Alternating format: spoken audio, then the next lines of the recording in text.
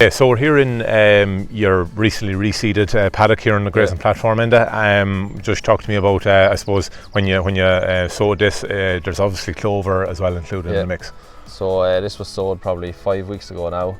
It was struggling there to start. It's coming on nicely now. Got 3 weeks of dry weather with no rain, so it wasn't ideal, but it's coming there now, and I think we're going to post-emergent spray it there in the next few days. Yeah. So a good amount of clover included in the mix. You included clover, 3 kilos white clover in it, and it's about 60% tetraploid as well in it, and the short is a key grass variety there. You're putting a key emphasis on good quality grass varieties as well when you're selecting your grass as well, to try and encourage that clover to persist in the sward. We're here now on the 28th of July. As you can see, it's come on quite well. It was probably 6 weeks after it was sown. We done it for post-emergent spray, and we grazed it a week later. There was probably a cover 1,200 on it, 1,200 kilos of dry matter on it. So. Okay, yeah. So you've had 2 grazings so far on it. Went in at about 1,000, 1,200 for each of those 2 grazings. So in at a lowish cover.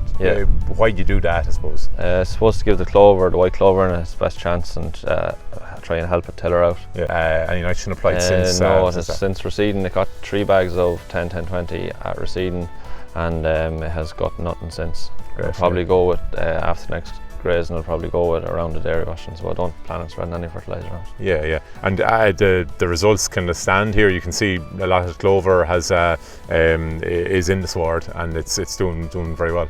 So we're here on leased ground here that you have mainly for heifers and silage in this block here, and this is red clover silage recently reseeded just a couple of weeks ago. Yeah, it was sowed 2 weeks ago, just before the weather broke, and there's 5 kilos of red clover in the mix, and we hope to take a light coat of bales off to start with.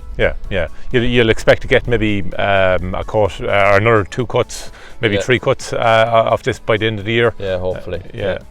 You have heifers on the block as well, so there's potential to graze some of it if needs be. Or heifer calves will probably could graze it in the back end as well. Yeah, certainly. And eventually, in a full year from next year on, you'll hope to get maybe 3-4 cuts. Probably 4 cuts. Of this with very minimal nitrogen fertiliser, I'd imagine on this.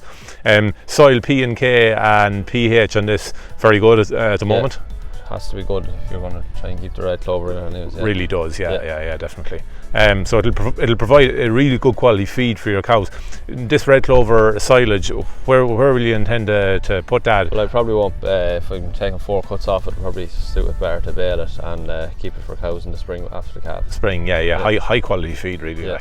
Okay, and so we're here on the out farm here with your red clover silage, and when we were here about 5 weeks ago, you had it sown about a fortnight at that stage, and it's really come on really well since. We were standing on a brown clay here before, and we're now 5 weeks later, and she's really fit for cutting now, really in the next few days. Yeah, probably going to plan on cutting it in the next week or 10 days. If we see a few good days coming, we'll mow it and let it wilt.